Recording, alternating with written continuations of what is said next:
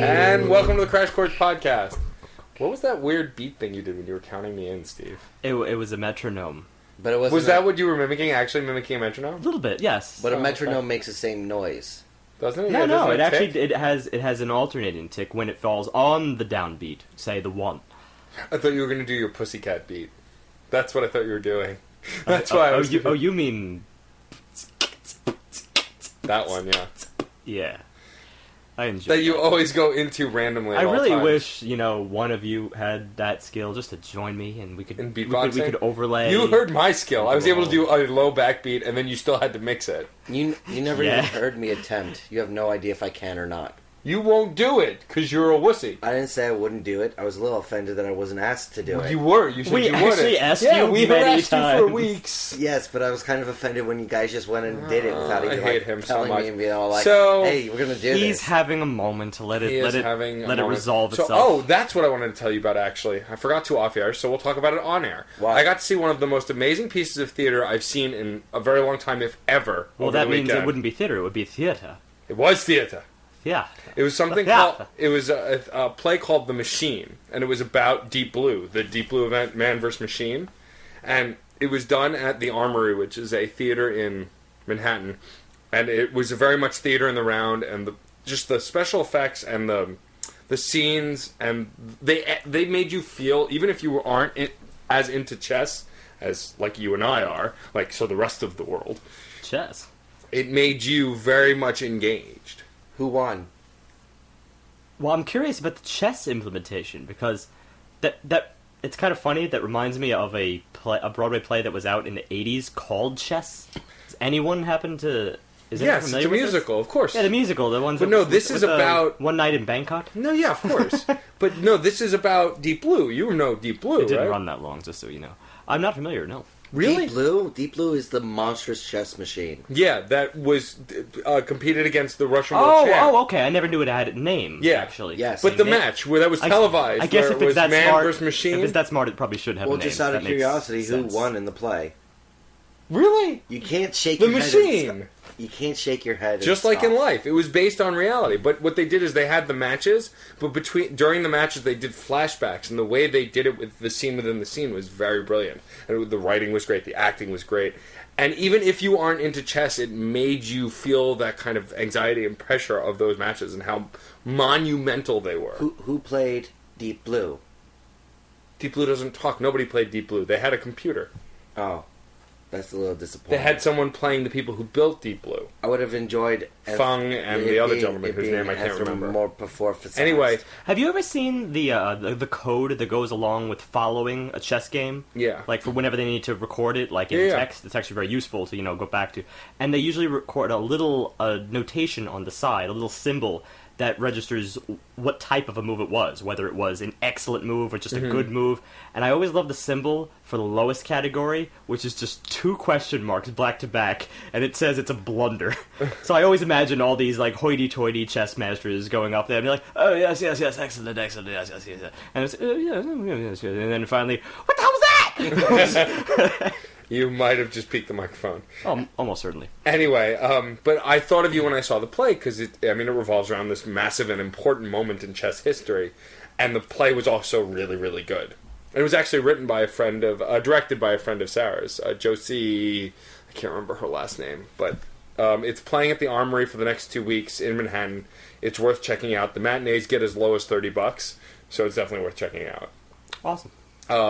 And it's funny too because the music they use and like the special effects on the video screens above the chess match are so 90s because of when it happened. And it's just so cheesy. There were several incarnations of that machine, right? Like they kept on trying it against the World Master. And, Well, no, it's kind of- originally the World Master was winning. They just kept rebuilding, and reintegrating Deep Blue. They kept Within making the So match, that's what I'm saying. between the So matches. it was always Deep Blue. Yes, Yeah. but Okay. between the matches, but Deep Blue isn't functioning anymore. As far as I know, he was put in the Smithsonian, and he's just there.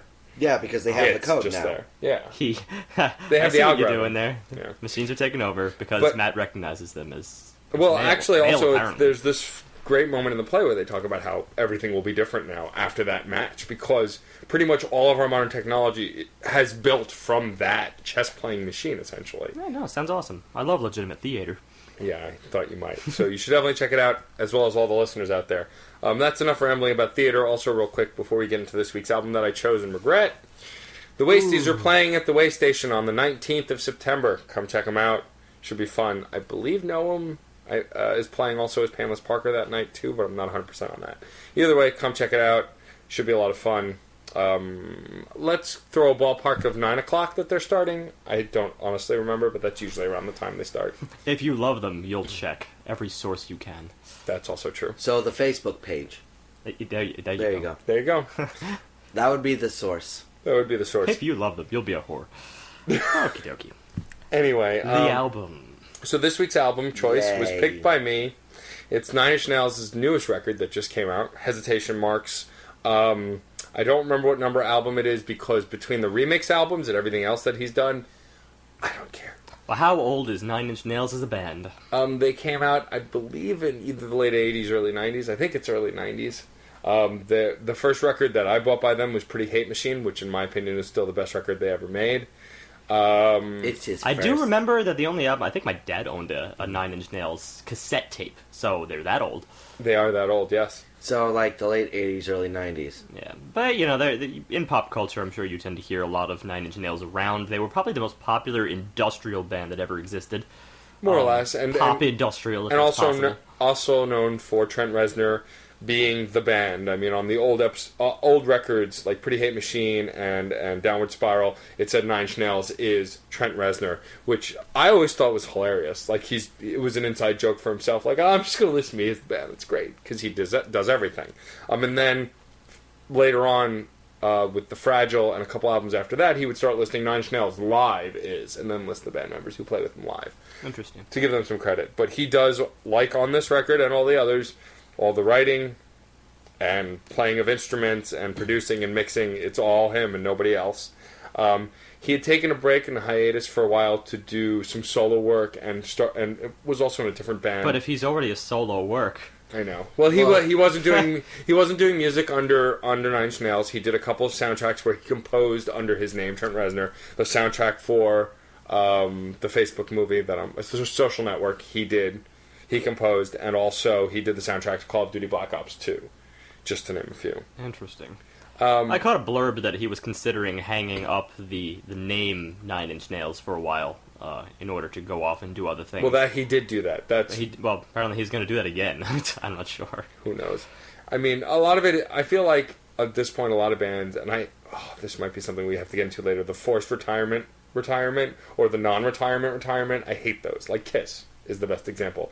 They retire every year, and then every year they go on tour again. It's like, seriously? Because it is kind of a rating booster. You know, oh man, you gotta buy this. It's gonna be the last album. You're never gonna hear another one. Well, no. Oh man, they're back. They're back. They're totally like... Their back is the big booster. Yeah. Oh, I gotta get that album I skipped because I was kind of on a downturn. Both, but now I mean, for fans, both can be boosters. Yeah. Anyways. Anyway, so let's get right into it. Did you hear there's a new thing by that band that's been around for forever, and they went away and then they came back? Cha. Yeah. That's about the only response I could possibly think up to that. So Nine Inch Nails I'm a Hesitation tool. Marks is this week's album chosen by me, and the first track is called The Eater of Dreams. As far as Nine Inch Nails go, it's a somewhat typical to be expected intro track, very raw. Is it though? I mean, it's kind of arty. First of all, it plays They've around done lots of arty stuff. They did a whole album, I think, that was like 30 tracks and was all instrumental and just strange tones. Alright, well, arty is a word that I might be throwing around a little bit for Called Ghosts, I believe. different tracks on this album. But the thing about the intro here is, first of all, there's a blatant techno aspect to this album. Which there has always been hint of in Nine Inch Nails. Right, so it shows that he's good with a synthesizer or a computer, or however he creates it these days. Right, because it could be either. But yes, with Most whatever likely the latter. machine he's using to create these tones and notes, he's good at it. All right. The other thing, the reason I would put this track more than others, I think, toward the RD side, is because it definitely had somewhat of a theme to it, and that was electronic. Electronic not just as electronica, but electronic sounds. Yeah. There was static. There was clipped tones, very There was- abrupt breaks. And There things was a like that. lot of attempt at texture and ambience on this opening track to try to set the scenery for the album. That's why it had It that was kind very of... straightforward in that respect. It was only a 50-second long track. It was a pure introduction. And that's why it sounded so raw, because of those sounds and tones. Otherwise, it was a little confusing, because, It did sound a bit menacing. Yeah. Well, one could call it grating because of the manner in which they were using that static and those little pops. They're very... But if they it- do sound like electronic mistakes, or But if the it was, white noise you But tend if to it hear. comes across as grating, I believe, at least on a track like this, it was intentional. There was no accident. Of course, there's no attrick because you're going to find elements of that throughout the album. Yeah. It does serve as an overture to that extent. But although maybe that's a broad term. I would use the Yes, word broad. overture very, very, very loosely. You'll hear tones that you may hear later. Not so much themes, really. Okay, so now... No, I think it did an excellent job of getting you ready for this album, because this album is a techno-ish, almost exclusively techno. Everything has a techno backbeat, has a synthesized backbeat. It did an excellent there are job. shades of other stuff. But anyway, There are definite shades. But let's get into the next track, Copy of A, which is A. Let's start with the title. How awkward of a title is that, Copy of A? Well, I see what Copy he's of doing, because the second you start listening, the lyric goes, I'm a copy of a copy of a copy of a Of a copy. copy, yeah. So therefore, if you just repeat those three words, you get that. Yeah, I guess so. This is where we get to get some lyrics. So this one's not instrumental. It starts in with Trent Reznor's typical singing style. He's not the best of trained singers, and coming from the last couple of albums we've had, it's a little disappointing to go into a vocalist like this. But Trent Reznor was never known for how he sang. He was always known for what he sang, like a lot of artists. However, unfortunately, what he's singing is also quite terrible and boring as well. Yes, the verses get repeated. The verses are really one line repeated 4 to 6 times. And like what Steve just said, I'm a copy of a copy of a copy of a copy. That was the most imaginative that's of the the Of course, batch. yeah, that is. I mean, it is imaginative in its way. First of all, you see the electronic theme going here. Yeah. It almost makes you picture an assembly line of robots coming Yeah. off, and that he is one of them. If we are all but pawns. You may in have just described the music video that'll inevitably come out for the song. Oh, there you are. Style-wise, I noticed that this seems like a very, very redundant observation, considering the pantheon of music. But a lot of stereo work going on here. Everything is stereo work. Of course, everything is stereo work. It's if you take away stereo work these days, you would feel very lost and confused. Like, what is this? I'm supposed to accept a mono track? Bull. But in this case, he's really shoving it down your throat. Yeah. It's not that I don't mind that, because I always like, texture, and of course the way sure. texture plays off stereo and panning and whatnot, and especially when you hear electronic sounds doing that, it's interesting. But it is a little excessive, I think. Yeah, Yeah, it was this a little track. too much on this track. Also, I mean, once you get to about the halfway mark of the track, the backbeat has become so repetitive. It's That's the it biggest becomes issue with this. so grating on you. That might be the biggest issue of the album itself, and that is the lack of the fluctuation in the backbeat. It's such a driving force in every song that it doesn't even stay in the background. It comes to a forefront in a lot of instances, and here it did that same thing. The backbeat in this album reminds me of, and especially in this track, reminds me of the complaint Steve often has when we listen to a pop band or pop rock band, and that's the drummer didn't need to show up. They could have set up a drum machine and would have covered the same thing. In this case, they did set up a drum machine. But it's one of But- those things where, if you're going to do this with a backbeat, sometimes it's almost like, why have a backbeat at all? Yeah. I mean, it's kind of funny, because the way in which the backbeat was...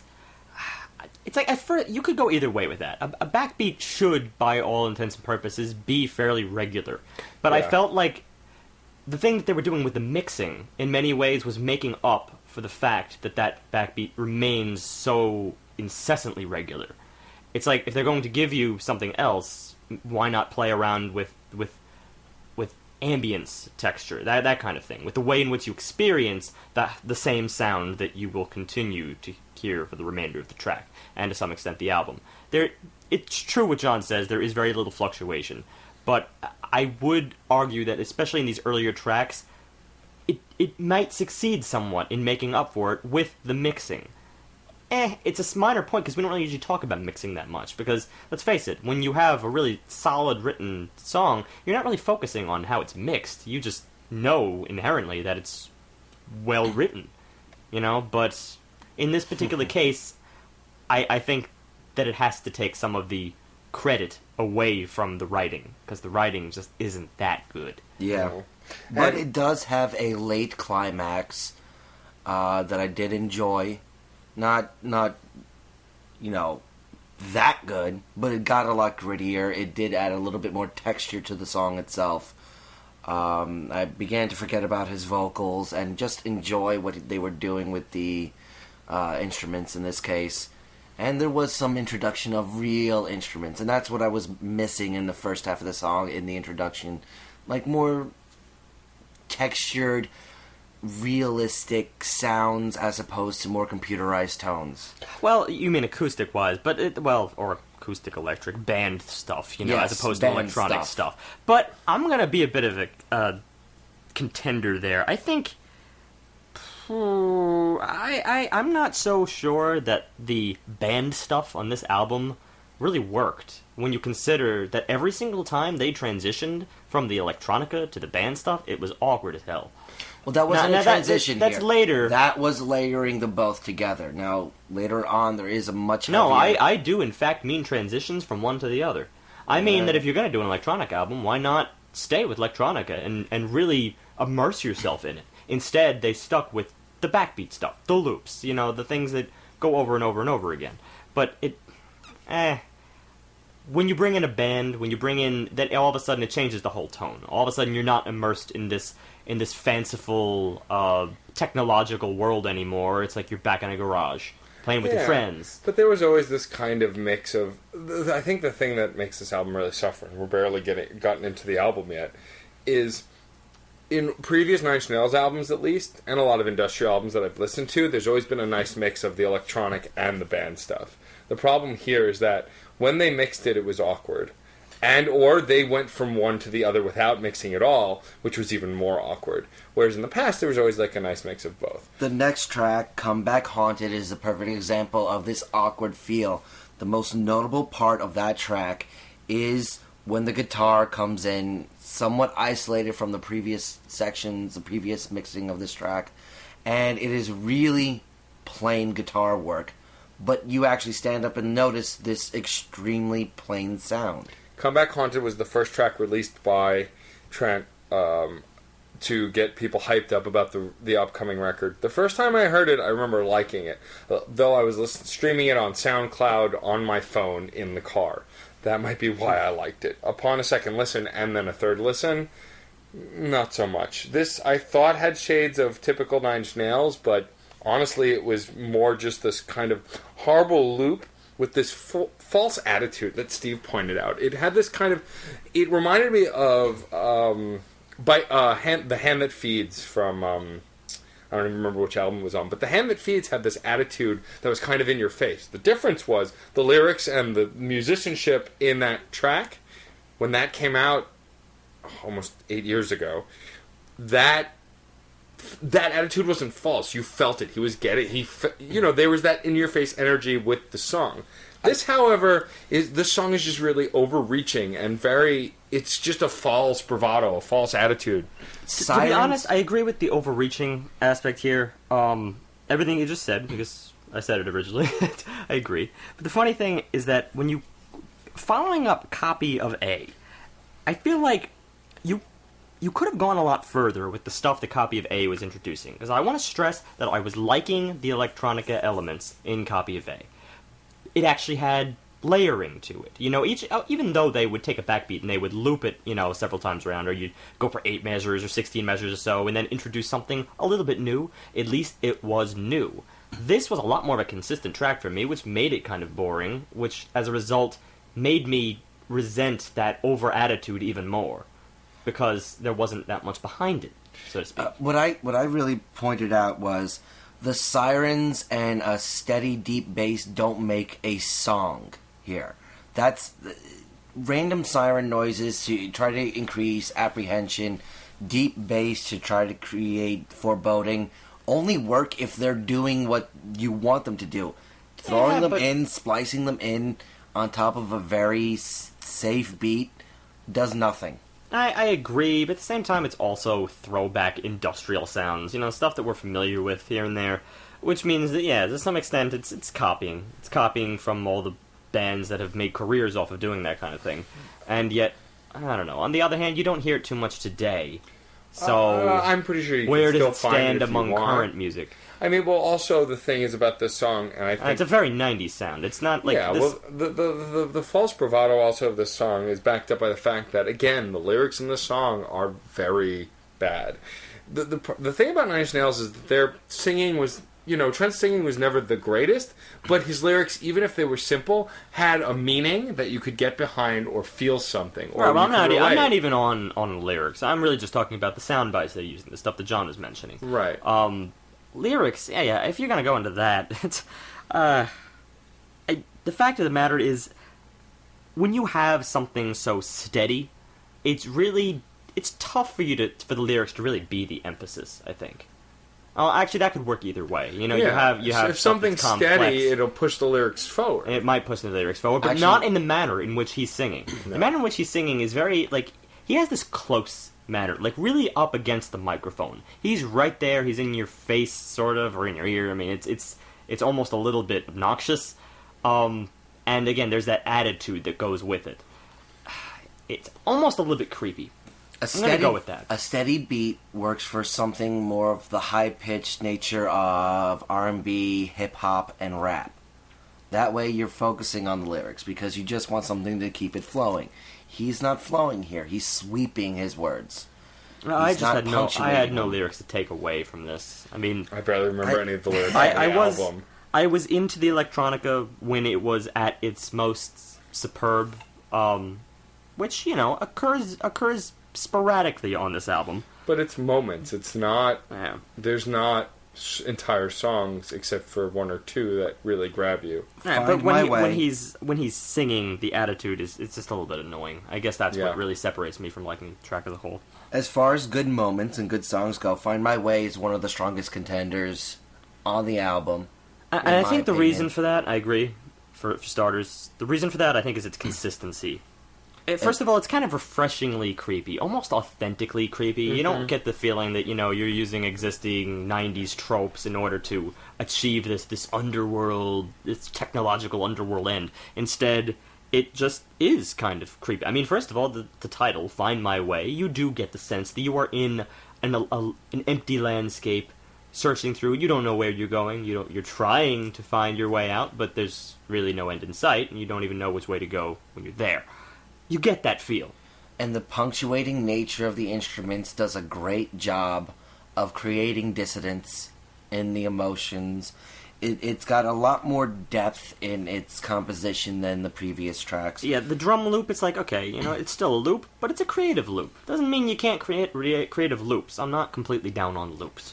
Right, well, and also this track... In this case, it was decent. As far as aesthetic goes, it had a more classic Nine Inch Nails feel, this creepy feeling, this slow build that they're known for, that they've done on many albums where you're building to something, and when you get there, it's totally worth it. But it's dragged out a little bit, but not in a way that you're tired of it. It's less a build and more of a burn. Yes, a slow burn. Actually, no, is a better way to describe it. That's a very good way to put it. But it's funny, though, because of that slow burn, it's like you're burning away the fear a little bit. This track almost turned a little bit more of a positive touch in the end. A little upbeat. It was it was the way they were using the piano work, which was a little bit off-key in the earlier part of the song and kind of meshed up a little bit better towards the end of it.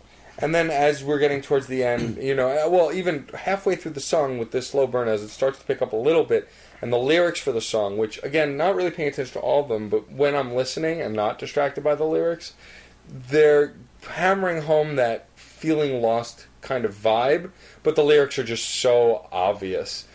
And kind of hammering home a point it's already it's reached really with the music. It's no further beyond what I already said about the theme of this track. Find Your Way sums it up right there. Yeah. You're not going to get any further than that. Everything is a play on Find My Way with Lead Me Astray, Can't Get Away, I Have to Find My Way. I mean, it was like, okay, I think we see the point. Hey, I think you added the final rhyme there. That was nice.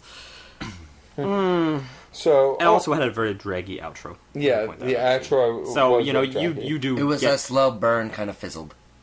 Yeah, well, the slow burn is in the middle and it fizzles at the end. So and then we get a transition that's completely abrupt and unexpected. Now for something completely different. We go into All Time Low is the name of track 5, which is this kind of strange intro that goes into this weird strutty funk sound. Well, hold on. I want to go out and say I really liked the intro. I liked the maddening effect. This was that electronica at its most superb, in my opinion. This was a combination of, I put it as sweeps and points. Sweeping tones and punctuation on top of them that really did a great job of setting up the vibe. I just don't see what they did with the vibe by going into funk. No, I get that. I understand, the psychological break between those two styles. I mean, for one thing, this is what I said about arty. I mean, the intro kind of fits that. When you're trying to evoke a maddening touch, and I assume that the all-time low, the title, all-time low, has something to do with that. If you're at your all-time low, you're probably at your most mad. Probably. But then, yeah. Psychologically, the funk does not quite make any sense. It's not, when you're at the bottom, you're just going to start dancing. That's the transition, unlikely. Yeah, the transition depends on who you are. The transition was very awkward, and which there are a lot of them on this album. And again, it was this kind of strutty funk beat, you're strutting along, and it just didn't make sense. I know it doesn't make sense. At the same time, very shallowly, I liked it. I don't know why I liked it, but I liked it. If I forget the fact that, yes, the intro was building up a song that never really happened, I liked what they went into, and it was funky enough that it was actually able to make me forget the intro, which I'm not saying is a good thing. I mean, form-wise, it's a bad thing. That means you have two pieces that are completely divorced from one another. Yeah, they should be two separate songs. It still was enough to make me forget. And normally when we bring up these cases where, songs have two different sections which are completely divorced, we aren't drawn into the second section with which to forget it. In fact, we keep harping on it for the rest of the track. I couldn't do that here, because I was drawn in. It was a funk riff, and, I'm kind of a sucker for funk. It was a good funk riff, too, in my opinion. Early Red Hot Chili Peppers comes to mind. Whether you like early Red Hot Chili Peppers or not, that built the Chili Peppers that everybody came to know and love. Now, I'll give you that yes, it was catchy, and it was, to some extent, enjoyable. Once again, this will probably be the last time I even talk about lyrics. It's not just that, it's also clean. It's very close to your ear in many ways. The way in which guitar, it's tinny almost. Yeah. But this will be the last time I really talk about lyrics, because this is the final problem he has here. And otherwise, we just keep repeating ourselves. He ends every other line in this song with the word baby. Seriously? It sounds like it's more like the first half of the two-line pair that he ends it with baby. I mean, I'm not as down on that, because it's a hook. It's not it's a bad hook, but it's a hook. Just keep going, baby. We'll be drawn across the sky. I can't forget about you, baby. We'll just never die. Yes, and seriously, it's a minor point, but sky is the end of the line. Die is the end of the line. Yes, but it could be worse. We get it, John. It's bad writing. It's really bad writing. Yeah. You know who the last person was that I heard put out a song that ended every line with baby? Justin Bieber. Yeah, I still haven't heard that song. Baby. I read the lyrics once. It was 30 letters, the 30 words of baby, repetitive. It's just over and over. Oh, I should have looked them up before we started the podcast. That song wasn't called Baby, was it? I think so. I think so. There was a song that Trent Reznor did on a Nine Inch Nails record, I don't remember, back in the 2000s, where the lyric is, I kid you not, this is the lyric, is, I've got my arms a flip, flop, flip, flop, flip. That's the actual lyric. Lyric? In a song called Getting Smaller.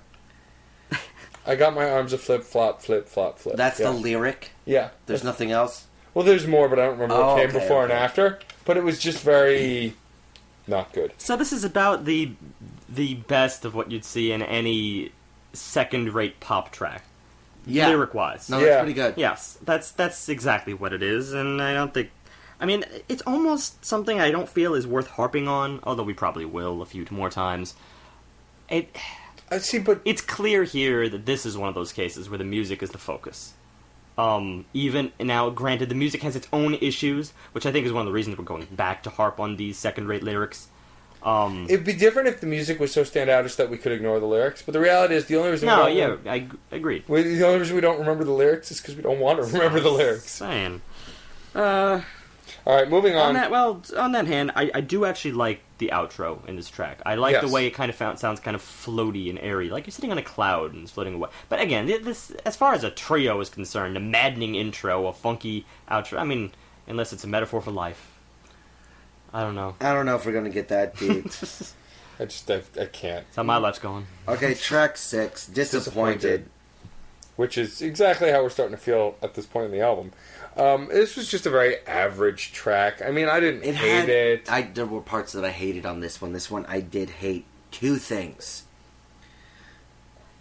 But 3 points. 3 points. Point 1, not something I hated. But in the beginning, the intro had... Only way I could point them out is deep chimes. It's like you turned that almost standard chiming noise and brought it down 1,000 decibels. I mean, I was more focused on the whole clapping bit at this point. I really don't see... Point 2 and point 3. Point 2 is the clapping was insufferable. Brother. And point 3 was I hated the way they treated the guitar. First of all, the guitar is... And, we had quite an argument about this, but you're bringing it up again here. Yes. And it makes me think it's the same exact point you brought up before, which is that the guitar doesn't use its full potential. That's an excellent way of putting it. The guitar feels constrained to only do one specific thing, which is what I'm feeling a lot of the synthesizer is stuck doing as well. Then let me just interrupt and say that the guitar is not even a focus in this track, in my opinion. It's not even worth mentioning the guitar, because there's no rule anywhere that says that you can't use a guitar as color, as a soundbite in many ways. People think, and granted, we had a massive discussion on the guitar at some point a couple episodes ago about all it can do and the prominence that it has within modern music, but almost the point of obnoxiousness. The guitar does not have to be that, and this album doesn't hint, except in a couple places coming up, that the guitar is going to be a prominent feature. So the fact, even in the funky track, it was really used more as a loop itself. Just to get that funky riff going. I'm okay with that. In this case, in Disappointed, they used it terribly. I gotta say that but terribly is a matter of opinion, it's not fact. My opinion, they used it really bad. Because they're using it as a soundbite, and if that's what they want to do, it's a soundbite, and that's it. That's my point. The more disappointing thing about this track was the clapping got repetitive by the end. I think that's something. Let's say, all right, the middle. We're doing this all out of order, but I just want to say that in the beginning, it was intriguing. Yes. In the beginning, I was actually very Absolutely. intrigued by that whole clapping bit. All right, it's something catchy, and this is not supposed to be dance electronica, necessarily. This is supposed to be something that's supposed to lure you in a little bit, and I liked that, the clapping took the rhythm choice that it did. The thing that really kills me about this track, and again, all in all, I thought it was kind of average. I didn't love it or hate it. Was just the fact that it was kind of very cliche. The sound bites in this, nothing stood out to me about it that we hadn't heard before. There's tons of other tracks on this album. There's only 14 tracks on this album, but there's a lot of other tracks on this album you could identify as having cliche moments here and there, and this is just not one of them. For me, that's not case enough to say that it's cliche. We're talking about a few things here. We're talking about, okay, yes, it's got a high and a low clap tone, which are arranged in a pleasantly rhythmic fashion, in my opinion. Secondly, you've got this bass, which is very 80s synth bass, the kind of stuff you'd probably find in a Nintendo. And granted, it doesn't have a full range of dynamics, per se, but it is interesting. It's not the kind of thing you hear in modern electronica or in modern pop. And considering this album kind of straddles the line between electronica and pop and industrial, it seemed like a perfectly reasonable choice to include these kinds of sound bites. I enjoyed it. My biggest problem is I've heard him do something similar on other Nine Inch Nails records, and better. I'm not even comparing. Like, I did not come into this album like as a huge Nine Inch Nails fan, if even any at all. I expected stuff, that was harking back to 90s era. In fact, it sounds like he's doing a little bit more with that and taking us back further in time to the late 80s. And yes, and while I appreciated that flexibility. And while I understand that you're not comparing it to Nine Inch Nails because you don't have that much experience with Nine Inch Nails, I can't turn off my knowledge of Nine Inch Nails. Fair enough. I'm a fan. And this album I was not a fan of. I mean, it's just, and at this point, I'm just hearing something that he's done before and done better, even on this album. Because honestly, the sampling and the tones of Copy of or Find My Way were better than this song. Hence why I just felt like this was average Nine Inch Nails music. I can't buy. I mean, I have a few reasons behind it, and one of which I said is that 80s bass, but it's also the tone they were using with it, which was sort of like a crisscross between like a steel drum and tablas, those Indian instruments. That's my deep chimes. That's what you were talking. I have no other way. Opposite of what it is. No, it's like I have no other way to describing it besides that. It's hard. It's a hard tone to actually describe. You were probably thinking of something acoustic, and you went down that route to try and describe a bass acoustic. I'm not even going to try to unearth that, but it was interesting to me personally. The third thing I'm going to mention is the vocals. I think there's a bit of a split in my mind as to whether the vocals actually worked or not, but I could easily see why they wouldn't. I'm sure both of you are probably going to agree with that. Then again, maybe you won't, but having more Nine Inch Nails experience with me. But to the average listener, it sounds sort of, well, I'll just come out and say it, kind of off-key. It sounds really, really flat, as if he's missing the note. At the same time, I'm not gonna beat around the bush. Obviously, he knows what he's doing. Obviously, that's his style. That's his art. He's made a career off of doing that. And he sings in the same exact way that I described in the earlier tracks here, the Copy of A, the Comeback Haunted, that very close, right up against your ear, in the creepy vibe. He was doing that same exact thing here, but because it was so against the backbeat, I guess you could say, it almost felt like two separate animals. It was very divorced. It felt almost as if he sang the track and then put a backbeat behind it that he just felt like throwing in there. But the other side of the equation, the split end there, is that I also think it added to the creepiness of the track. So I'm giving this track just a little bit of credit. I'm not as down on it as you guys, because there's a lot worse to come. Oh, yeah, and again, I didn't say it was bad. Yeah. I said it was average. Yeah, and the outro, too, had things to be, to behold. I mean, the transition, the whole, loud to soft business, I kind of like that dynamic. Ended on a nice D-Mixolydian scale. I don't even know what that was. That's a Mixolydian scale. What do you need to know? What a Mixolydian is, but...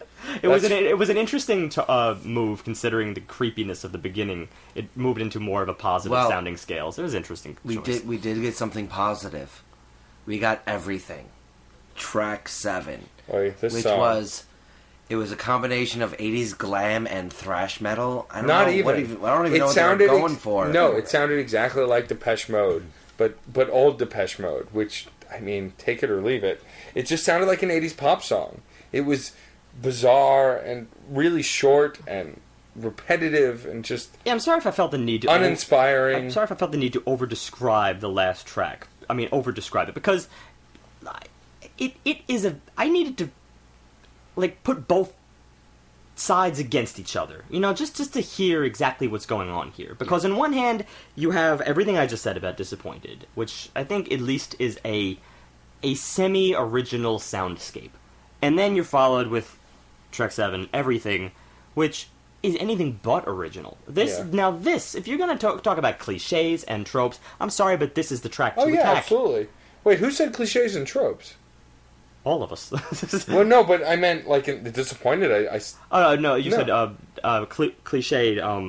cliched clips and sound bites from Disappointed. Okay, all right. Yeah, So I'm saying that I don't find that as cliche personally, but I feel like anyone would find absolutely. track 7 to be cliche. Like, Yes. first of all, Yes. this is not electronica here. No. This is straight up like 80s glam rock, as they said. Yeah. So, like, where, in what mind do both of those tracks work back to back? And also the fact that this is the more or less the middle track, yet it doesn't break up the album really at all. Yeah, you'd almost expect it to be like, oh, well, maybe it's an intermission, but how does that work? I don't see how that tone works as an intermission. No, not at all. And it doesn't fit his demeanor. It doesn't fit the demeanor of the record. This loose theme that there really isn't even any at all. Like, but every other song has been fairly dour or down or introspective, at least in tone a bit, whereas this just blows that all away. By the way, this is the example that I was bringing up earlier. And not in a good way. This is the example of a track that uses more band-oriented instruments that I just thought was weak. And I think it's weak next to the electronica stuff, to be honest. No, absolutely it is. Extremely weak. But it's not weak because they used band stuff. That's irrelevant. It's what they did with the band stuff. It's more the fact that it was repetitive. Right. I mean, like, this is a case where I would use John's point from earlier. That, oh, you take a guitar and you're using, like, just 2 notes here and there, and why only use that when you could obviously go further with it? It's an irrelevant point, in my opinion, when it comes to All Time Low and Disappointed, because it's not as prominent. Actually, detract All Time Low from that. It's just Disappointed. But in this track, it's clearly the focus. I mean, when you have a steady guitar riff going back and forth, that is the focus. That's what you're hearing. Obviously, that's something that you would want to evolve. You would want it to change up and do. It was in the forefront, and they did nothing. They just strummed till their hands fell off. Yep.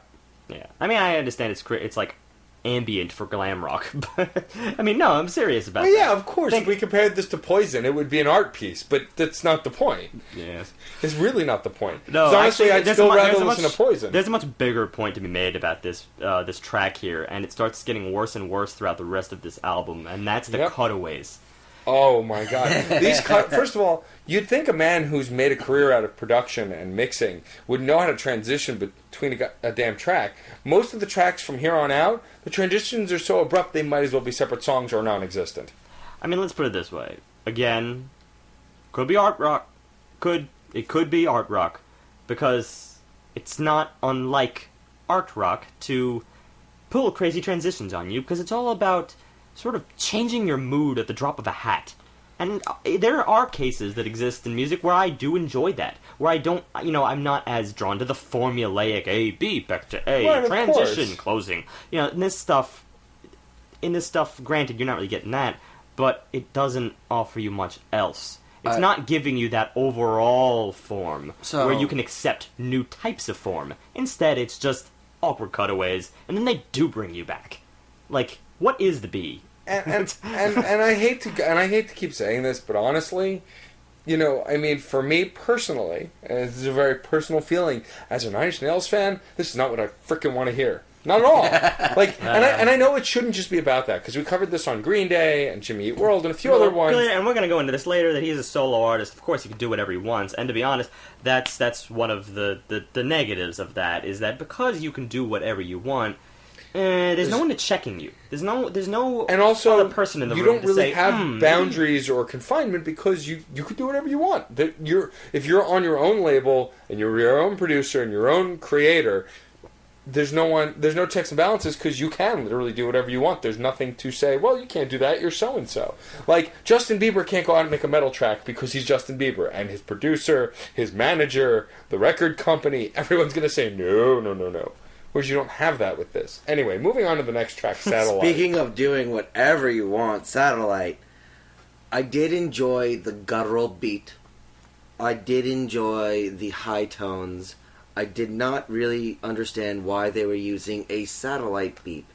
I don't know why Satellite was anywhere near what else was in this track? So awkward, this track. And also, me and Steve mentioned many times, there's at least 3 other songs called Satellite that are way better than this one. It's such a shallow point, of course. But, you see the name and you're just like, oh, yeah, Satellite. And, of course, you think back to those tracks because it's a common name. I don't know why that is. I don't know I can't either. explain it, but, I don't know. Something about going around the Earth, some people think it's cool. Kind of is, though. Space is cool. Anyway. Space, look at that space. This space didn't do space. It did not give anything. I didn't care about the words. The song, I really just... What happened? It was a round. It was a round that didn't evolve. It is so awkward, and the transitions, and then the dragging on I at the actually end. agree with that. Yeah. How it drags on at the end, and it's just like... You just want the song to be over, but no, there's another 2 more minutes. Oh, I can't with this song. It was not good. I won't with this song. Next. All right. Moving on to various methods of escape. Thank you for mimicking me, Steve. Well, echoing. You weren't mimicking because you weren't mocking. You were echoing. No, I was playing in unison, and then I was echoing. Anyway. Various that methods. was mimicking. Various methods of escape.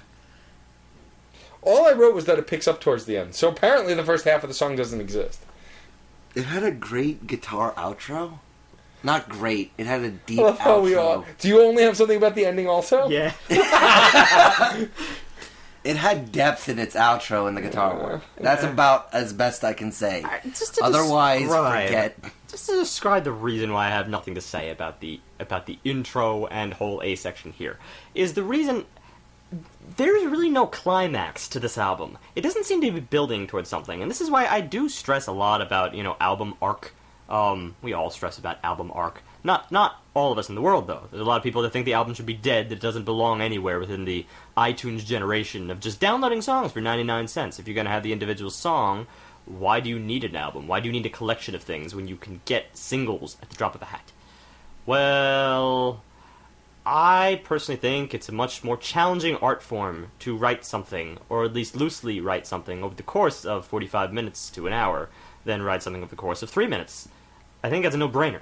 I think it shows you're able to get a little bit more of a long-lasting artistic satisfaction. Hence, Boards of Canada, hence Kvekker, hence Godsticks, hence everything we've really done this year. Everything that we've held in high esteem. Yes. And the fact of the matter is, there is just this point where when you're introduced to a few themes, you want that build-up. You want some meaning to start forming around this time, around this 8th track or so, 8th, 9th track, and it just does not occur here. It's more like it plateaus. If anything, it's really gone through a decline, and then it plateaus at sort of this mid to low range, where it's really just soundscapes. I can't really go beyond that. I mean, there's no theme, there's no hook, there's not really that much connection to the earlier work, except the loose inclusion of those techno themes. Tones. Yeah. That's about it. It's as far as I can go. So, yeah, that's why I'm going to omit the first half of this track. There's just no hook. Last half, kind of cool. Yeah. You described it, John, as having this underwater effect. Like the whole thing was being played underwater, which did give it a bit of a... It had a lot of that deep feeling. And considering the title... considering the title, various methods of escape, it's like this kind of idea that he's sunk in something underwater and is trying to escape from it by the end of the song. No, that's a lot more depth. Too much credit. Yeah, too much credit. Well, it's more like he's trying to get into a Russian submersible and cross the Arctic Circle. So, crazy doesn't really make a lot of sense, but kind of cool. I guess that might be the best I'm going to offer a third theory. He came up with an idea, it was a good idea, and he put it on the record. I don't know really whether it had any meaning as to where it could have fallen or not. Could have fallen in the beginning, could have fallen at the end. It just fell somewhere. And having come across it in my album travels, I liked it. But it went as soon as it came. Wow, do I sound that dumb when I say I liked it? Yeah. Okay, I just wanted to make sure. Okay. I liked it. Okay, good. But yes, I see I your said point. it better. I see your point. But no, really quick, I think I figured out the album arc. The album is an Alzheimer's patient. Oh, Lord. You're gonna have to make that argument later. Next I'm track. not even seriously trying to support that argument. Next track, 10. Running. 10, number 10, Running. I already forgot about it. Okay. The screeching guitar tones were probably the worst things I've ever heard a guitar play in a long time. I will give it 1. There was something about the beat that was very infectious. I enjoyed that part of There it. you go. That's the same word I'd used to describe that funk song from earlier all the time. This, And a fungus. I was really You appreciating. cynic. I was really appreciating the experimentations that were going on with the layering and the combinations. And yeah, you're right. That guitar was a great idea that was done just so poorly. So poorly. Punctuated, screeching guitar notes. Did not mesh. I can't remember. What did we Oh. compare it to? Oh, the aliens from Mars Attacks? Or Sea Otter. Or there was something. There was Velociraptor. That's right, the Velociraptors from, the way they call their Where they yell at, or like a Sea Otter. coordinated attacks yeah. and whatnot, Yeah. Yeah, no, it was interesting. Speaking of which, on a slight tangent, there was this great video I saw from Japan a couple weeks ago of the best prank ever. Some guy comes down to the end of a corridor and sees people through the doorway running for their lives. And then a giant raptor comes around the corner and chases them down the hall. It's a dude in a suit. And it's a dude in a very suit, good. but the puppetry of the suit looks so real that it looks like a raptor's coming after him, and the dude freaks and takes off down the hallway. It's hilarious. That's awesome. It was. I might have seen that. That's Yeah, very I nice. posted it on Facebook. But I'm glad to have it reminded me, because I needed that right now. Anyway, Yes. I did. Back on track. that video was awesome, and Running was not. Yeah, no. Moving on. It sounded like someone was running. Yes, it did. It was accurate. Especially at the end when he's out of breath, going, "I'm ready, I'm ready, I'm ready." Not to the beat, not to nothing. No, he was just out of breath, going, "All right, all right, I'm ready." And that's what happens. So it's Yes. accurate. Jeez. Oh And my god. that was accuracy. That's what I want in my There you music. go. Jeez. That's what Moving I on. want. I would for you. What's with this unison thing? The Okay. verses were quirky and awkward. The chorus was cliche as hell. They were so disconnected. They were- so completely disconnected. It was 2 different songs. Yeah. This really a was. split end if I ever heard one. It's like, hey, I made song A and I made song B, but song A and song B aren't enough to be songs on their own. So let's just mesh them up. Yeah, I did, and I really couldn't come up with any reason for that. I mean, artistically speaking, what's the point in describing, the artistic reasons when I've come to have an an artistic impasse? reason. I've come to an impasse, and I just don't enjoy it. I have an artistic reason. He was really lazy and wanted to put them both on the album. Well, I already kind of said, like, in terms of the whole end of this album, Yeah. there's a laziness there. There's a petering out. The whole This thing has that feels that effect. phoned in. Like Anthony Hopkins and Thor, it feels phoned in. Bite your tongue. He was good. No, he wasn't. He just he unconscious. slept through that movie, and I liked the Thor movie, Well, that's because but he- Anthony Hopkins was barely acting. He. That's because he slept during that movie. That was the point. Anyway, back on track. So yeah, I Would For You is just. I mean, there's nothing to talk about. It was awkward. It was No, bad. the choruses were really bad. The verses were interesting. It had a stuttering beat that played with the speed that I did not like initially, but did grow on me and did do something interesting to the actual verses. That's the redeeming quality here. I mean, yeah, sure. But this is a point where this was even more stark contrast than we found in Everything and various methods of escape. It's just a contrast that I just couldn't get on board with. I mean, there are reasons why artists should have stark contrasts. They should be built in context. They should do something that you'd... At least it should move you in some way. This wasn't a contrast, this was moving. This was just an obvious, a thing. a thing. It was a thing. It was a thing. It was a thing with the thing. Yeah, I'll take it. Now, before we move on, because there's only 3 tracks left, thank Lord, does anyone, and I'm going to go break the fourth wall a little bit, does anyone have notes for the last 3 tracks before we talk about them? Yes. Oh, I got one word. I wrote down 3 words. I have Over one the word course- also. Because I was hoping that you all said no, that no one had notes because they say, great, we're done, let's move on to the wrap-up. Because anyway, so, yes, the next track, track 12, is Into. I have nothing to say about. Absolutely nothing. This is even more petering out than I said before. This is really bad vocal works. The rest of the vocal works were just subpar. This is just bad. It is a yelling effect from 2 miles away from the mic. You cannot hear him. I cannot believe they did that. That's right. This was the one that had the backbeat that was louder than the singing. And how can you do that? And then they dropped everything out of the song until you just had a simple bass work and his vocals.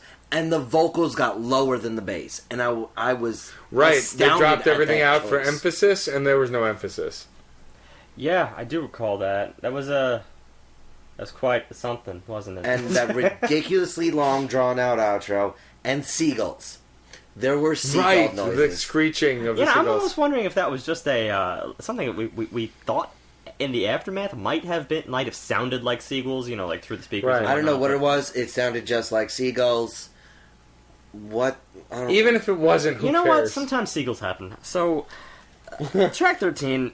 Okay. While I'm still here. Worst transition in the entire album. From into? From 12 to 13, first off. There is no transition. Because it went into this track. Yes. There was no transition? No, that's the wrong 2. You ruined my joke. It's not very punny. John the joke ruiner. Unbelievable. I make the puns around here. Oh God, we're doomed. Anyway, this song was an awkward transition. The song was again kind of very cliche, boring, uninspiring, blah blah blah blah blah. There was a sweet moment in it, yeah. And then we go into Black Noise, the final track, which is the outro track. It's a minute and a half of blech. It's a minute and a half. It goes out the same way the album rang in. I'll give it that much credit. It is kind of bookended in that fashion. It is continuation of While I'm Still Here. Literally. Yeah, it's a there's literal no break. continuation. Well, you know what that was. That was probably just a little blip with Oh, let's not forget the what was it? Trumpets at the end, or saxophones. Saxophones at the end that you were trying to identify. Very jazzy sampled saxophones that were in the vein of Robbie Williams, which we've mentioned before. Very like a cliche and not necessary at all. Yeah, they were. It was very out of place. This kind of ska-ish moment there. But there was no reason for it. None.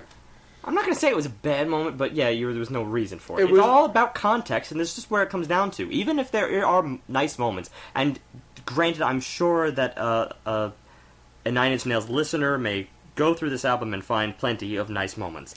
Point is context, and I don't see their point in the grand scheme of things. Because, there were, even like you said about While I'm Still Here. That was kind of a sweet song. It got a very thin down on the minute. I do kind of feel like there's a winding down aspect. And that does have sort of a pleasing air to it. Because, I did want this album to end. So, it did achieve that.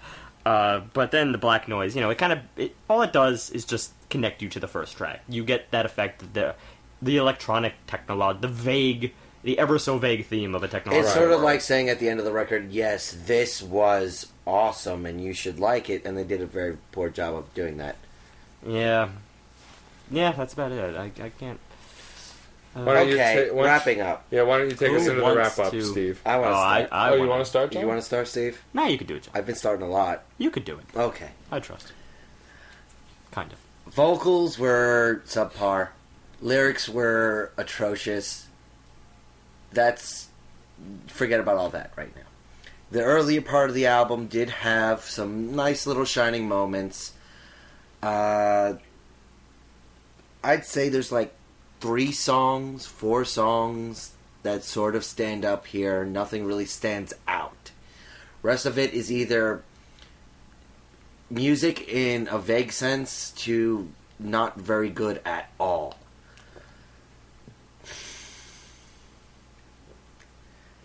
I'm in the 2 to 2.5 range. So I'm going to go with a 2.25. Okay. It's not as bad as the punk we got out of Green Day, but it's almost there. I or you, Matt? I guess I'll go next. So, this was tough for me. Okay. What I need to get out of a bad album to still enjoy something about it and rate it somewhere is there has to be a couple tracks that I hook on. better or worse, on the Bare Naked Ladies album that I didn't like at all, really, there are 3 songs that I did really like. So, those are on my iPod. The rest of the album is not. There is not a track on this record I would put on my iPod. Not one. Not a single one. I would forget it, like all those Green Day albums we reviewed, because none of the 3 of those are on my iPod either.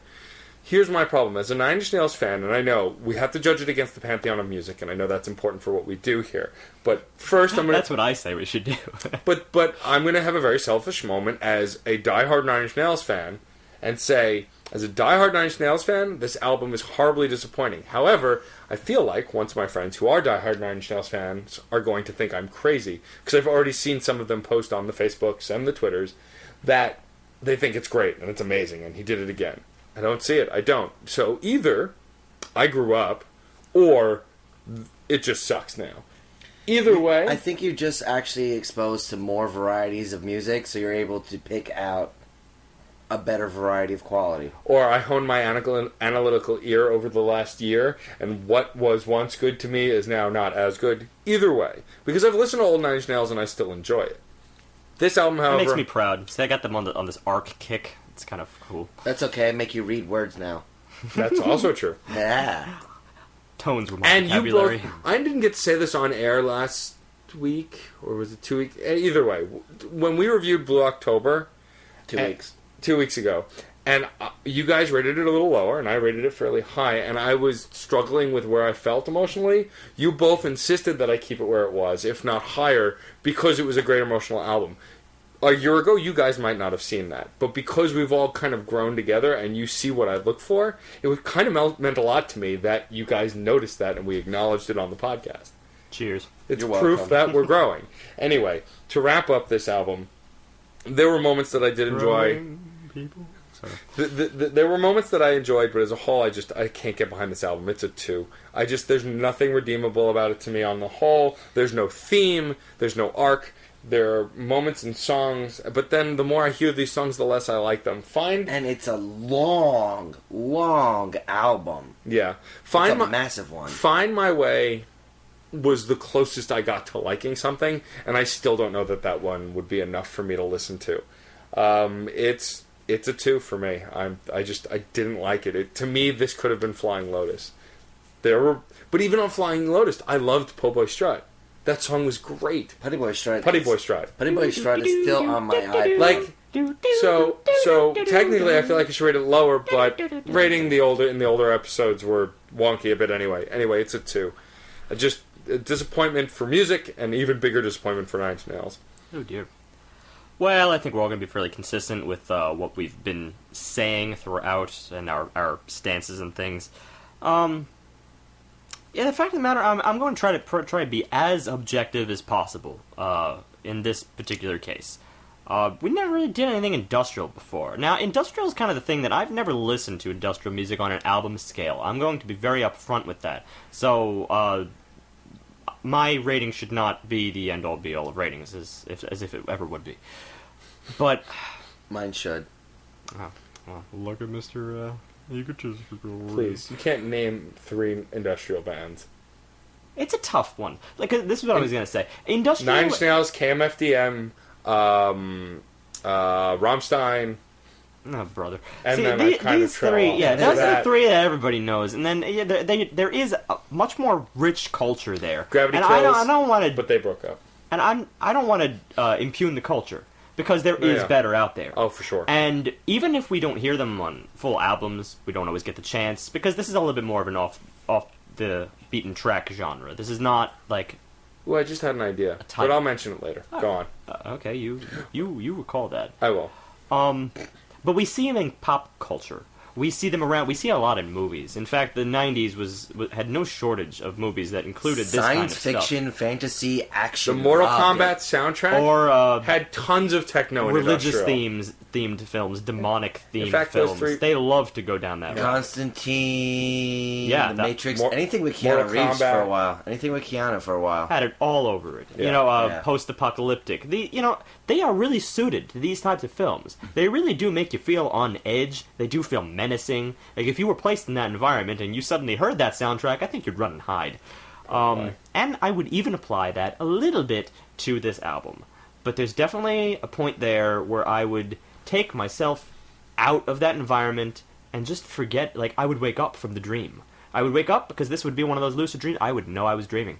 I would know that it's not immersing me, it's not pulling me anywhere, it's not really guiding me on any kind of a journey. All I do is hear a vague semblance of a journey, which means it doesn't feel authentic. And if it doesn't feel authentic, I can't rate it very high, regardless of how I feel about certain elements of the music. Because you've already heard my positives.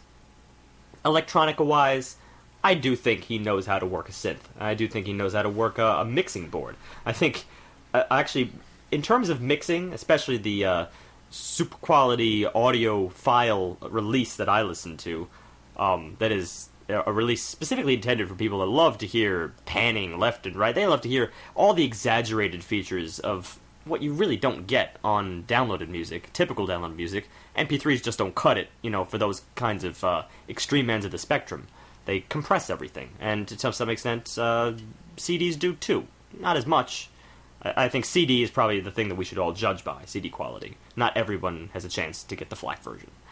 In any case, it was impressive on that end, but it wasn't enough. And that's my big conclusion here, is that as much as I was enjoying the effect work going on, I was enjoying the popping, I was enjoying the crisp nature of it, there was no form, there was no hook, there was nothing really to latch onto. There was only a couple of tracks that had bits and pieces of it. I did like the funk, and that even doesn't match up with anything else in the album. The couple of things I did like were things divorced from the quote-unquote theme at play. I'm going to throw it a little bit up from where I throw a lot of my ratings where I describe a genre that has been tried and true and done to death. I tend to put those at 2. I'm going to throw this a little bit higher and agree with John. 2.25.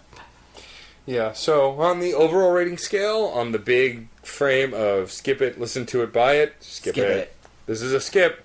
It's not worth it. Even if you're a Nine Inch Nails fan. If you're an electronica fan, I mean, there's if you're a not lot of electronica out there. Yeah, it's just skip this. There's nothing redeeming about this record. And I'm probably catch flack for that. But honestly, bring it on. I just want to point something out. I had high hopes for this album because I went on the Wikipedia page and made the mistake of actually starting to read the reviews, and it did very good. It did very good. Really? Dear. Did they have a Rolling Respectably. Stone? Yeah. I do not recall Rolling Stone, but Metacritic gave it almost at 80. I saw a couple of 5 stars on top of that.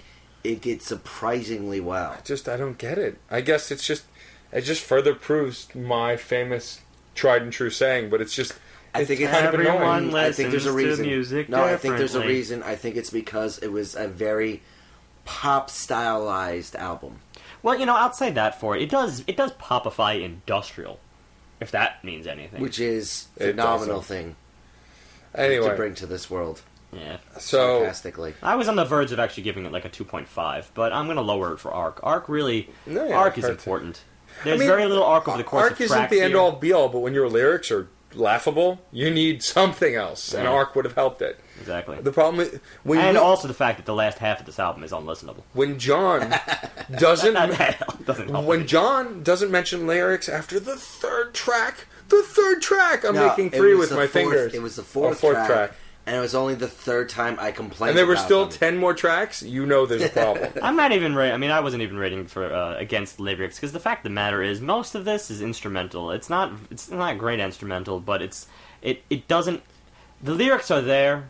But Nine Inch Nails isn't there. But Nine Inch Nails isn't an instrumental band, and this wasn't an instrumental record because he was singing actual words. But going on to another topic, speaking of instrumental records, so Serj Tankian got 2 new records out that we just found out about, and the reason I'm bringing up Serj is because it goes back to our topic. He's got a jazz album and he has a classical album. Both came out over the summer, one in July and one in June. And the reason we're talking about Serj is like Trent Reznor, a artist who is a band unto himself. He does every aspect of his music. Composition. When going solo, yeah. Composition, writing, production, lyrics, performance. Everything revolves around a single individual. A lot of this has to do with the personality at play. I mean, for instance, if you're a perfectionist, it's almost... it's almost the only way you can work. So there are other artists that fall into this category too. For the first half of their career, a band called Vast was primarily just done by John Crosby, as well as Abandoned Pools, who we've reviewed, is Tommy Walter. It does everything for that band. The thing I wanted to talk about really is when you're a one-man band, so to speak, and I'm not talking about a solo artist like Kid Rock, who, it's Kid Rock, but other people help him write and perform. I'm talking about someone who is the control freak, who takes over everything, which Nine Inch Nails is famous for. What are the pros and cons? I mean, because you've got to think, when you're in a band... Yes, please do omit stars from this. This is not about the person on stage who is just a face, and a voice. Well, yeah. This is about the composer. The big thing with a lot of solo R&B, hip-hop, and rap artists is that they're not solo. They write the lyrics, sure, they may do a lot of work with the production of the music, but for the most part, they've got a team working on them. Someone like Serj Tankian. Serj Tankian probably has somebody in the booth with him. But he's the one flipping all the knobs, coming up with the instruments. He's the one writing down the notes. That's hard. Because you can't... It's not... You also have to be a director as well. If you do have... obviously you're going to have session musicians for many cases. And you need to kind of tell them what to do. It requires a very specific kind of personality. You don't always need session musicians, though. With the great strides in technology, you can record every track yourself and mix them together. And I don't know exactly what extent Serj Tankian... I'm sure that Serj Tankian has some... people who do he's things he's for not him. a multi... he probably is a multi-instrumentalist, but even multi-instrumentalists usually pass the torch over to the ones who are able to perform it as best as they can in that particular element.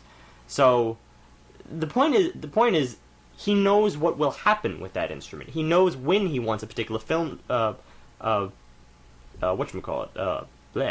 chord. Particular chord to change, a particular note to ring out. Now that fill. That's the word I was looking for. Drum fill. Yeah, you know when things are going to happen, but that actually hinders the people who may be playing the guitar for him.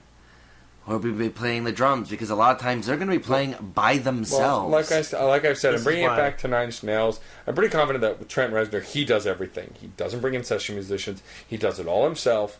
And then when he goes on tour, he brings session musicians on tour with him, and he has a band that's Nine Inch Nails live. And however, they learn their parts, but that's a detractor too.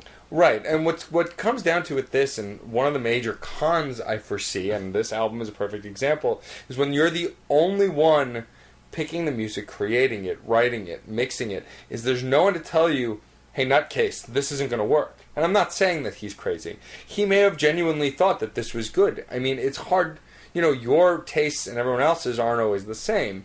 But the fact of the matter is, if it was the Foo Fighters, it's not just Dave Grohl writing it, The rest of the band is giving input, helping write, helping mix, helping decide stuff. When you're the only person, there's no one to bounce it off of to tell you it doesn't sound good or it does. It's back to the Justin Bieber thing. If he were to go off the rails and want to write a metal song, his whole record label would lose it. Usher would backhand him. But that's actually just saying that today's artists are not nearly as good as people that have come before, because that's how Beethoven did it. I was just going to make That's that how Bach did it. That's the point I've been waiting to make, is that this is all handed down from the composer's tradition, which has always kind of been the one person planning it all for the rest, because things were harder back then. You didn't have didn't have recording capabilities, obviously, so all you could really do is just notate it on paper. And in many cases, when you're looking at all this endless sheets and sheets of parchment paper, with staff lines on it, it's almost easier if you just have one person who does have all the ideas in his head, who can work it all out himself, rather than having a bunch of people teamed together to try to work off this. Otherwise, you'd be going through sheets and sheets and sheets of scrap paper and drafts, which even though the one person probably still did. But the idea was that you were creating one product, written by one person, for the masses, which is why in classical tradition, it's all about interpretation. Because that's the big difference, I think, is that in those cases, the classical performers get up there to perform this work by another person, and they get to kind of take some liberties. as close to the original as possible, but there's always liberties when something is written on page. They shape the actual notes a little bit more. They also get the chance to change how much of an instrument is being used, especially in orchestral style. You can take out your violins in some cases, take out your horns. Right, the conductor always takes liberties with the original work. He will tell that horn section, nope, I want you to play quiet. I want you to, violins, raise yourself up. Yes, it is. Even if on occasion it is contrary to the original work. So yeah, that's different. When we're talking about the one-man band, it's more the fact that you have to control and play your work consistently. That makes it almost more internalized to me than classical composition. Yeah. So if it's more internalized, and you're doing the mixing, well, not always doing the mixing, but in many cases they do. Especially if you're signed to your own label, you are doing your own mixing. If you're doing everything yourself, you have absolutely no cross-reference whatsoever. Yep. Absolutely none. Which is why a lot of people, and let's go out and bring another name here, Primus, Les Claypool. Yeah. Les Claypool went solo for many years. He was his own, because he himself is kind of the driving force. He wrote a lot of Primus for sure. Yeah. Everyone would admit that. But not in every case. Like, he's still working off of other musicians when he's in the Primus setting. But when Les Claypool goes solo, his mind can run wild. For some people, that's their shtick. Not for everyone. Some people like the cross-referencing that goes on in Primus. It keeps them a little bit more controlled, and I think I can go out and make that general statement, that Primus is a more controlled work than Les Claypool solos. Yeah, absolutely, and it's checks and balances. There's good and bad. I mean, first of all, if you're the artist, there's probably nothing better, because honestly, what it comes down to is if Trent Reznor made this record and is happy with it himself, regardless of the reviews and anything else. Just bully. Yeah, I mean, exactly. If he's happy with it, and he had no cross-references, he's no threat of losing his job, obviously, blah, blah, blah, and when he goes on concert, people are still going to go see him, it doesn't matter. It's moot. It's like trying to rate Halo, as the video game Halo, low. A lot of reviewers have said by the third, fourth game, giving Halo a bad review doesn't mean diddly, because Halo fans are still going to go buy it. Yeah. And it's kind of the same idea with this. So if you have that freedom to do whatever you want, as much as it may seem as like a con to us, it could be a pro to him because, again, he doesn't have to reference with anybody. But I think finding a balance and still checking in with others can help because, others' opinions besides your own sometimes are important. Well, there's also the vast majority of techno stars. Daft Punk is actually a little bit more unusual than your standard techno DJ, is that there's two people. Yeah. Which I think is actually one of the main reasons why they do as good as they do. And it was the same for Boards of Canada, also two people. Yeah. It's a little bit different. I want to say, I'm going to make an overreaching statement, a classical orchestral setting is probably actually easier to do as a soloist than techno, than more modern day sounds, because you just can do so much with a synthesizer on top of all the orchestral, because you have every note an orchestral band can do, plus all the robotification of it, plus things that don't exist in the real world. I see your point, but I disagree for one reason alone, and that's because of the interpretation that I included. A composer needs to take that into account, that there will be people playing the work that they write.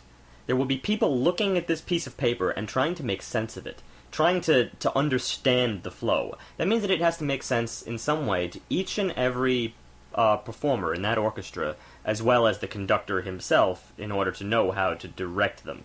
That's a very, very challenging thing. You need to kind of understand the performer's etiquette. But, on the other hand, when you're writing electronica, granted, yes, you have more... The synthesizer has a lot of capabilities, but once you write it, it's written.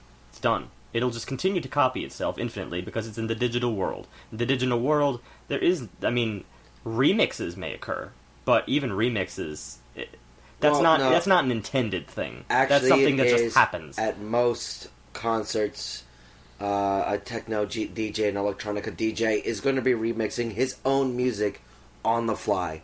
That's a big thing for concert work. Yeah, that's kind of something Daft Punk's always done, is mixed in medley. But that's not the same thing as digesting and performing a piece for a whole orchestra.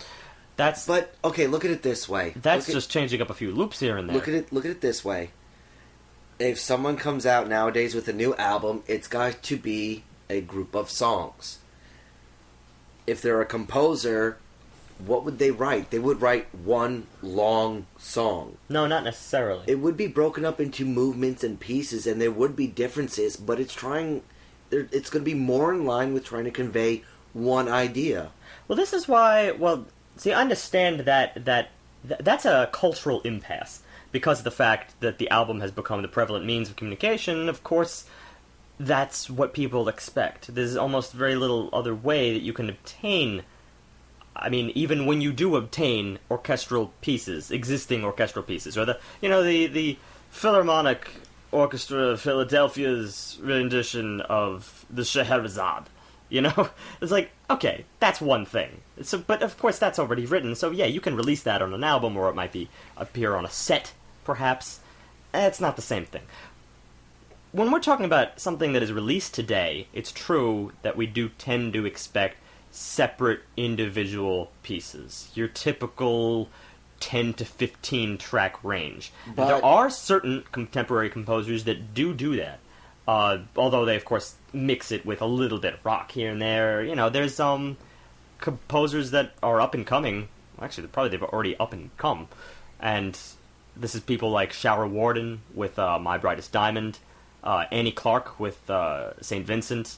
These are wonderful composers, and these are young upstarts, and they've actually been able to make a name for themselves by composing, by sort of being their one man, one woman band, and sending out their stuff to session musicians. And also giving their pieces to ensembles like Y Music. They're a group of ensembles that specifically play composers' works. Also keep in mind there are bands like Trans-Siberian Orchestra. It's a rock band with an orchestra, and all of their music is on a track-by-track digestible basis, but it still has these sweeping movements. And then, also, we're going to eventually get back to this Serge Tankian album that he did.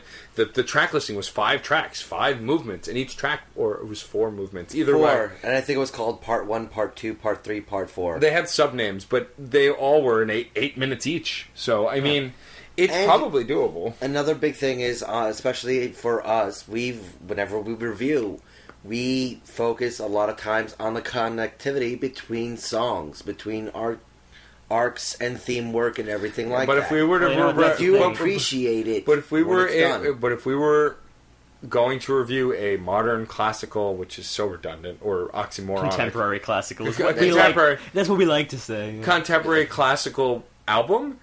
That might be the first time we might not be able to do it track by track. We may have to look at it as one piece with movements. And let's tell you this, it would be a very different kind of review. It would be a very difficult discussion. Yeah. But granted, you would trade out other things. Like, don't get me wrong, there's definitely a subtlety to creating an album arc. When you have individual tracks, it's a subtle arc. Obviously, when you're writing one piece, you will have one idea. Yeah, there's, and then breaking it up. Even the worst of the large-scale compositions will tend to have one idea. Yeah.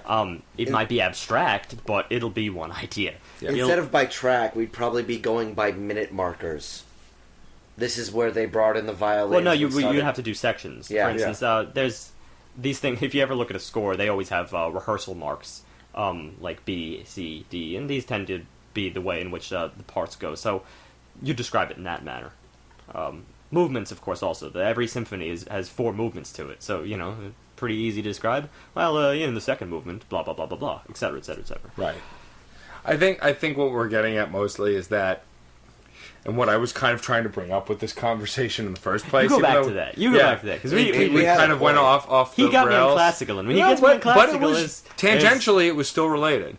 But I think the point we're trying to make is there's obviously no good or bad. It's only one. Obviously, there's no such thing in music. It's, a lot of opinion based. Crass Chords says it is so. But with this, I think the new record by Nine Inch Nails at least proves that maybe in this case some checks and balances would have been a good thing. But it's hard to say, because, again, they tend to be good for governments, in my experience. That's why... Yes. Most experience. Really? What's that like? Because I don't even know. Yeah, I don't know. We have 3 parts. What do we live in America or something? Yeah. I don't know.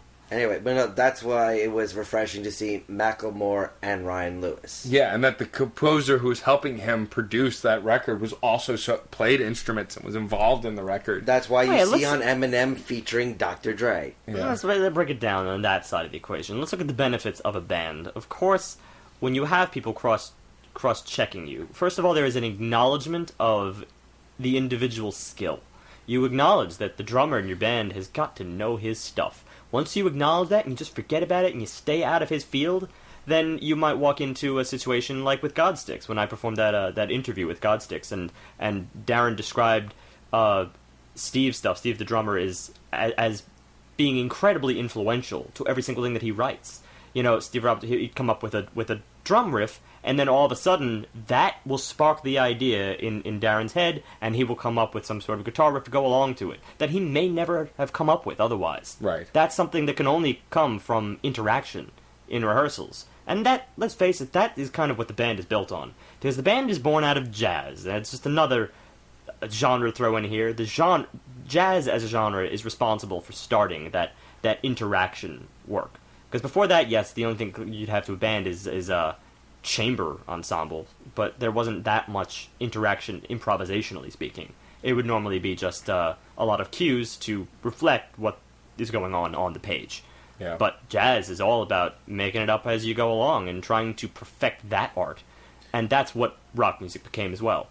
So that's kind of what you're looking at when you look at most bands. There are cases of interaction and evolution. Yeah.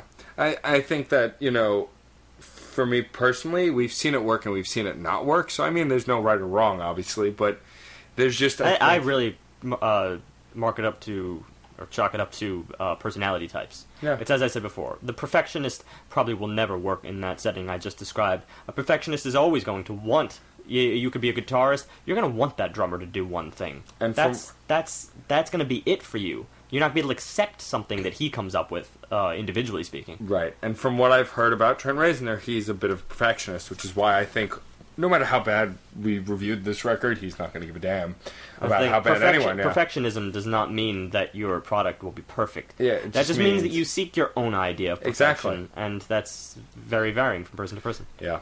I think that... this is a good place to wrap up. Steve, do you have a wonderful, beautiful spam for us this week? I do have a wonderful and beautiful spam for you today. And it goes...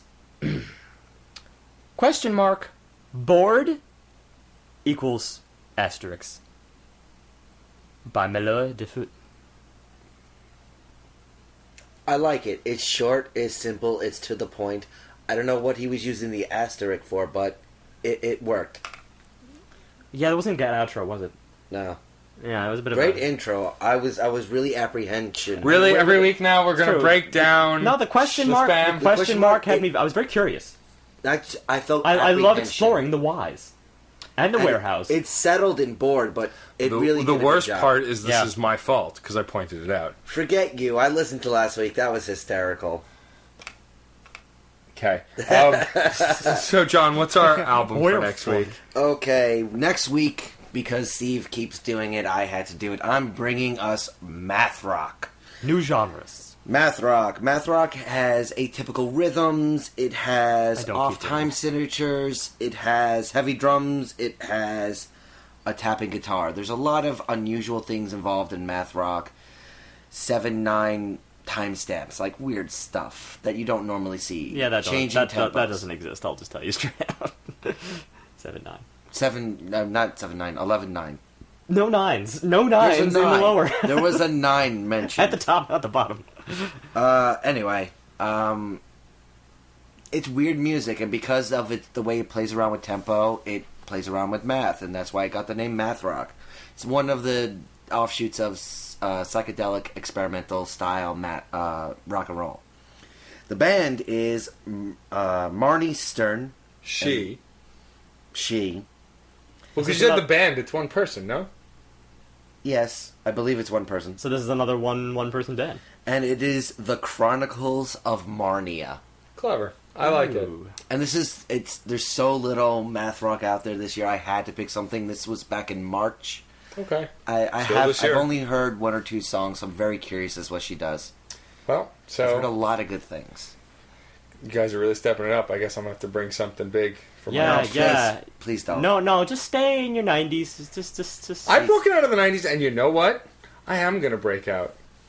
We've been wanting to do comedy for a while. He's gonna break out. Dun dun dun dun. Gonna be a So new I think I might person. pick our first comedy album in a couple weeks. But anyway, John's pick is next week. He's just told us what that is. And then the week after, we're going to have Noam Berg, a.k.a. the Painless Parker, on to play songs for us. And he's bringing us an album as well, so that should be a lot of fun. And then we're going to talk about the mandolin. Oh yes. And the guitar, and Cool. he likes punk. Remember that. Yes, I know. He's a punker like me. So this is gonna be a big one. So yeah, Yes. we got mandolin, punk. And there might be fonts. Maybe fonts. Oh, that's right. This guy And- loves fonts. Watch out, because this guy is such a font. Aholic. There you go. Fontaholic. Fontaholic? Font- Anyway, font- on that note, and as always, music is life, and life is good.